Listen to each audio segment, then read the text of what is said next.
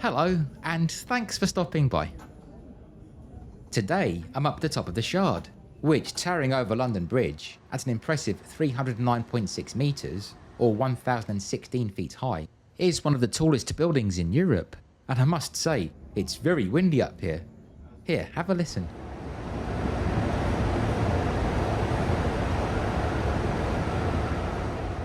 The Shard was designed by the Italian architect Renzo Piano, who, amongst many other things, was part of the team who created the iconic 1970s Pompidou Centre in Paris.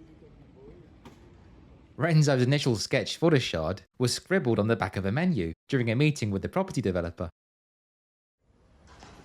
The site upon which the Shard now stands was previously occupied by the Southwark Towers office building, which had opened in 1975.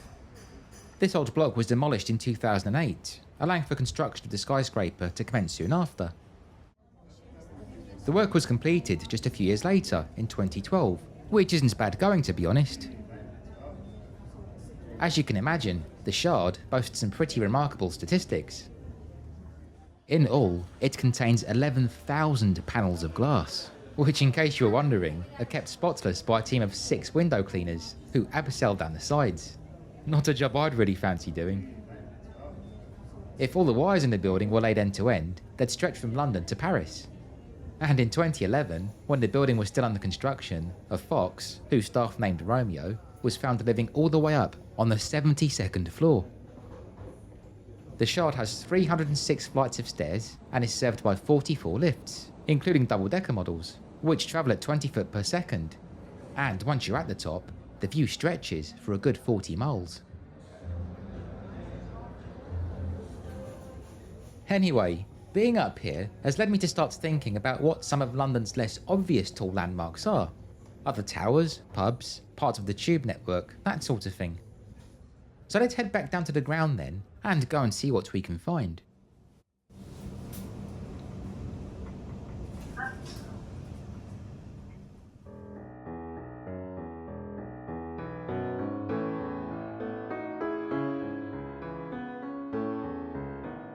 Tucked away on Flitcroft Street, just around the corner from the looming Centrepoint Tower, and right beside St Giles in the Fields Church, is this lofty oddity, London's tallest door. This soaring green gate was installed in 1904 as part of the Elms Leicester's painting rooms, a studio which specialised in creating huge scenery backdrops for the surrounding West End theatres. The studio was fitted out with a glass roof too, so the teams of artists could work with plenty of natural daylight, and it also housed a system of electrical winches for shifting the hefty artworks around. As cinema and television gained in popularity though, commissions for the studio dwindled, and by the early 80s it lay derelict. Fortunately, it was restored and given a new lease of life as an art space in 1984, a role which it maintains to this day, and the building is now protected with a Grade 2 listing.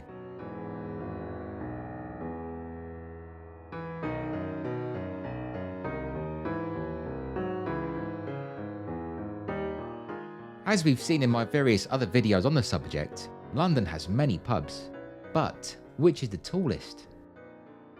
Well, it would appear that accolade goes to the Georgian Vulture, which looms over Hoxton on the corner of Pitfield Street and Haberdasher Street. The pub as it appears today dates from 1870, although an earlier incarnation, which was shorter no doubt, had been located on Haberdasher Street since at least the early 1820s.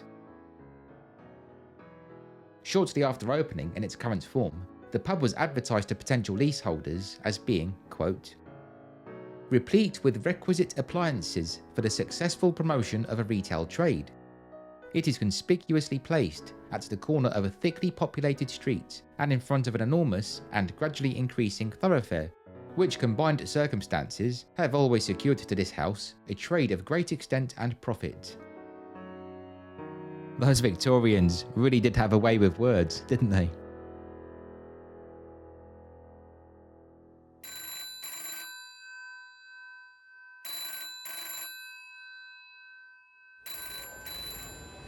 Although mobile devices have made traditional payphones pretty much obsolete, you can still see plenty of iconic red telephone kiosks dotted around central London, their main purpose nowadays being to provide tourists with a fun photo opportunity.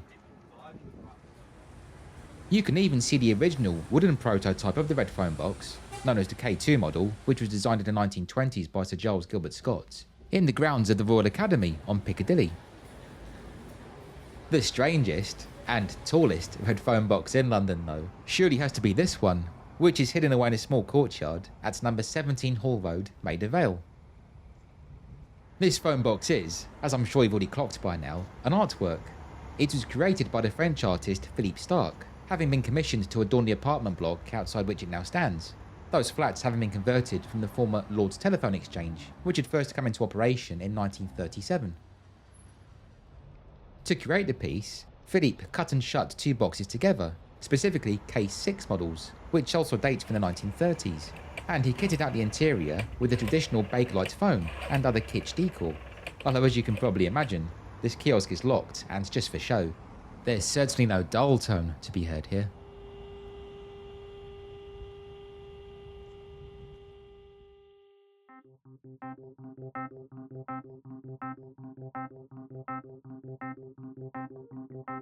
It may not seem obvious at first, but this huge structure, which I've always thought resembles a twisted rocket launch pad, is in fact classed as a sculpture, making it the tallest artwork in London, and the whole of the UK for that matter. Called the Orbit Tower, or more officially, the ArcelorMittal Orbit Tower, in reference to the steel company associated with it, this sculpture is 104.4 metres, or 376 feet tall, and was designed by the Turner Prize winning artist Anish Kapoor as a centrepiece for the 2012 Olympic Park. The piece is comprised of 35,000 bolts, and according to the sculpture's official website, enough steel to make 265 double-decker buses. It was built in prefabricated sections in Bolton, Lancashire, which were then transported down to London and slotted together on site like a giant Meccano set. Today, the Orbit Tower offers a viewing deck and, rather bizarrely, a helter-skelter, which twists around the structure like an umbilical cord. You can see it here, it's the long silver tube.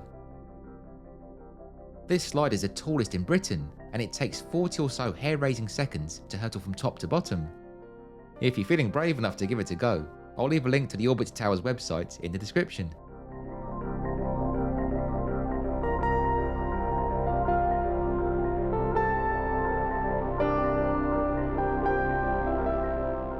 Having been designed by Sir Giles Gilbert Scott, the architect behind Battersea Power Station and the iconic red telephone box which we saw earlier, the former Bankside B power station is an absolute monolith. And in hindsight, it's quite incredible to think that it was once allowed to chug away right opposite St Paul's Cathedral. Bankside B was in operation between 1947 and 1981, after which it spent many years in a derelict state, although it did see use as a filming location during this period, most notably as an occasional set for the science fiction comedy Red Dwarf. In the late 1990s, this mighty building was given an exciting new lease of life when it was converted into the Tate Modern Gallery, which opened in May 2000. Today, the Tate Modern complex spans 10 floors and maintains the old power station's 99-metre or 324-foot tall chimney, easily making it the tallest art gallery in London. The gallery makes great use of this height by offering a wonderful observation area, which in my opinion provides the best possible view of St Paul's Cathedral, and best of all, it's free. Having said that, the view from here is somewhat restricted now, as are photo opportunities, because a few years ago, a group of residents in these nearby luxury flats, are there any other type nowadays, complained that people could peek through their windows, leading to a spat which went all the way to the Supreme Court. The residents won, with the court deeming the viewing deck a nuisance. This means visitors can no longer walk all the way around the balcony, only the north-facing view is available. It's still well worth a look though. As I say, it's free, and the panorama the public do have access to is truly stunning. So what have you got to lose? There's even a cafe up here as well.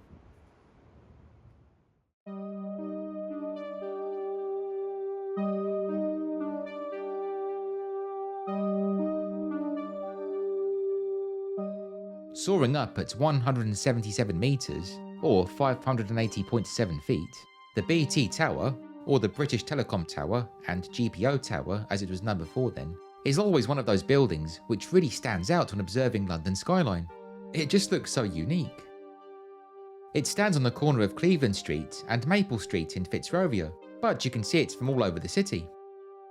The General Post Office Tower, as it was first known, was constructed between 1961 and 1965, a time when, judging by this hair-raising footage, health and safety was a little more lax. When it opened, the GPO Tower was the tallest building in the capital, and remained so until 1980, when it was superseded by the Square Miles NatWest Tower, aka Tower 42. Between 1966 and 1980, there was even a revolving restaurant at the summit of the GPO Tower, called, rather appropriately, the Top of the Tower, which was operated by Sir Billy Butlin no less, the man behind the famous holiday camp chain. And for a time, it was the go-to place for some of the world's biggest celebrities. Here's Muhammad Ali, for example, enjoying the view in 1966. Bearing all of this in mind then, it's rather crazy to think that, between 1965 and 1993, the British government had this modern London landmark listed under the Official Secrets Act, meaning, essentially, that its very existence was denied, so much so that it was forbidden from being shown on Ordnance Survey maps. So, what on earth was the reason behind this? Well, during its first few decades of operation, the tower formed a key component of the GPO's microwave network, a system which, between the 1950s and 1980s, used microwave radio signals to relay television broadcasts, telephone calls, and other civilian data. You can see two other distinctive and very similar towers which formed part of the same system elsewhere in the UK, those being on Lionel Street in Birmingham and at Heaton Park in Manchester. The 1960s, 70s and 80s were of course overshadowed by the Cold War, and during this era, the microwave network was on standby to provide a military role too, a system codenamed Backbone, which in the event of a Soviet nuclear attack, would have seen this chain of towers relaying vital communications throughout the emergency. And so that's why they were, in inverted commas, secret. Although I'm sure most of the numerous spies operating in Britain at the time would have been well aware of the existence of these very tall structures. I've also heard that the BT Tower cylindrical shape was designed with its potential Third World War role in mind, because apparently curved buildings are more capable of withstanding a nuclear blast. Although given the power of a hydrogen bomb, I'm not quite sure how well this would work out. If there are any architects watching, it'd be wonderful if you could please share your thoughts and expertise on this matter in the comments.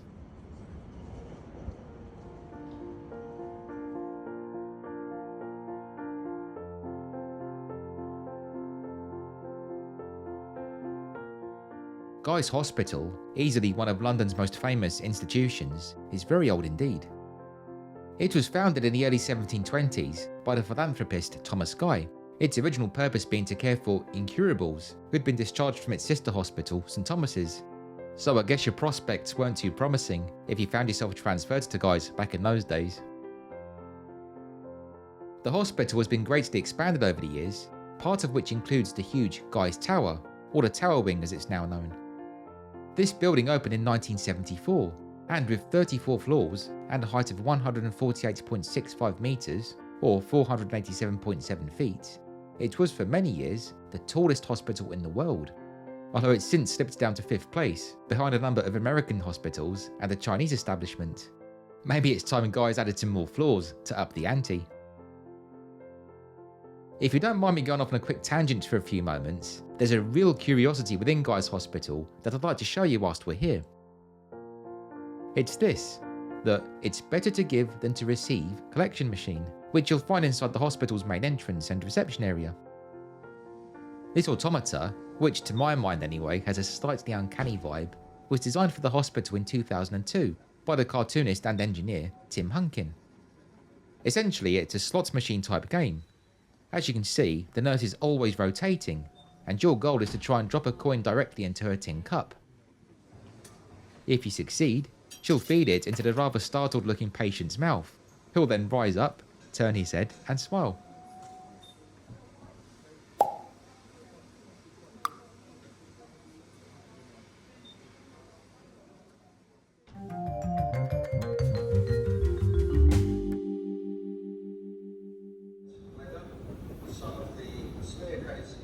It's hard to imagine London without any escalators, isn't it?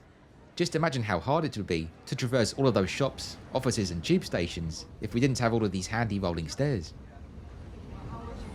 London's very first escalator was unveiled inside Harrods department store in 1898, and it took the London Underground quite a few years to catch up. They finally got their first one at Earls Court Station in 1911. Famously, this involved the Underground employing a one-legged gentleman known as Bumper Harris to ride up and down the Earls Court escalators throughout the day, as a means of showing nervous passengers that the contraption was perfectly safe. And as this contemporary illustration shows, signs had to be put up telling people not to sit on the stairs. Have you ever felt the urge to sit down on an escalator? Nah, me neither.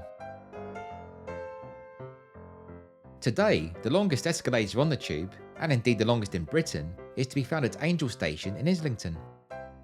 It was installed in the early 1990s and stretches 61 metres, or 200 feet, with a rise of 27 metres, or 90 feet. Prior to that, the station relied on cranky old lifts, which were very unreliable. You can see the problems they created in a wonderful fly-on-the-wall documentary called Heart of the Angel, which was first broadcast by the BBC in 1989. I'll leave a link to that below, as it's well worth a watch.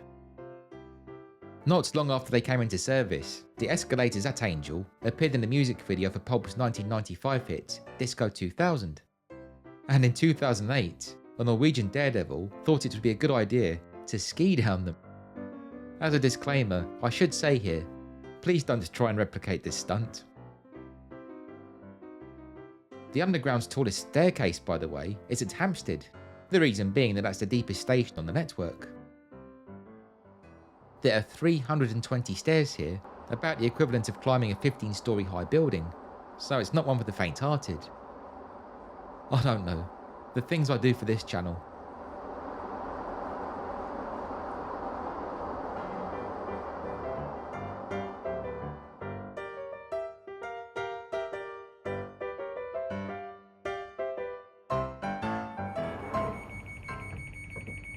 Whilst we're on the Northern Line, let's stick with the Underground for a moment. Underground is a word which, naturally, makes you think of deep things low down. So it's maybe surprising then to discover that the tallest point on the network is perched at an impressive 18 metres, or 60 feet, up in here. The high point in question is the Dollis Brook Viaduct, which carries tube trains on the short Northern Line branch between Finchley Central and Mill Hill East. Spanning 13 arches over the Dollis Brook and Dollis Road, the viaduct was originally built for the Great Northern Railway in the 1860s, the architects behind it being Walter Bryden and John Fowler, Fowler being the genius engineer who masterminded both the Metropolitan Railway, the world's very first underground line, and Scotland's majestic Forth Bridge. The tracks up on the viaduct were electrified and transferred to the tube in the early 1940s.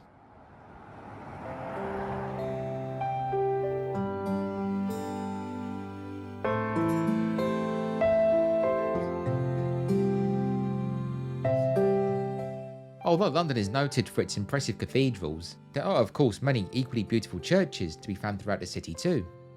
The tallest spire of which belongs to St Mary Abbots on Kensington Church Street. There's been a church on this site since the 12th century. It was founded by the De Vere family, hence nearby De Vere Gardens, and over the years it's had many famous parishioners, including Sir Isaac Newton, Beatrix Potter and William Wilberforce. The current St Mary Abbot dates from 1860 and was designed by George Gilbert Scott. The Scott family of architects really liked to go large, didn't they? The church shares similarities with Scott's earlier work at Dunblane Cathedral, and it's believed that its tall, elegant spire, which stands at 85 metres, or 278 feet tall, was inspired by the equally elegant one which tops St Mary Redcliffe in Bristol. St Mary Abbot also happens to stand just across from the former Derry and Tom's department store, the top of which is home to the famous Kensington Roof Garden, once the tallest such garden in London. You can see this lofty green space in two music promos, which include a view of St Mary Abbot's spire, made by the Associates for their singles Club Country and Party Fears 2, both of which were filmed here in 1982. Sadly, the Kensington Roof Gardens, which had first opened to the public back in 1938, have been closed since 2018, although there are hopes that they will eventually reopen at some point. Don't despair though, because there are plenty of other roof gardens to be found across London, although I guess that's a video for another time.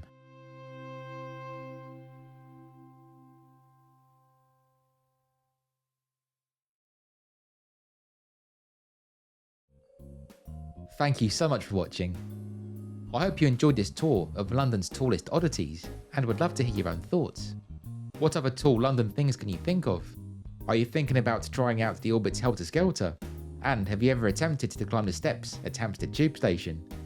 Please be sure to let me know in the comments. Thank you so much to all of you who support my channel with your kind words, likes and shares. I couldn't do this without you. If you haven't yet subscribed to Rob's London, then I'd appreciate it very much if you could please consider doing so, as this, along with clicking the bell icon to receive notifications, will ensure that you don't miss out whenever I publish a new video. Plus of course it would be wonderful to have you along. If you're feeling extra generous, you can also support my work with a tip via either my Ko-fi account, which I'll link below, or the YouTube thanks button, which appears as a heart icon beneath the video. Any such financial donations are of course greatly appreciated, and they really do help go towards creating content. Anyway, on that note, thanks again for watching friends. Stay well and please be sure to stay tuned.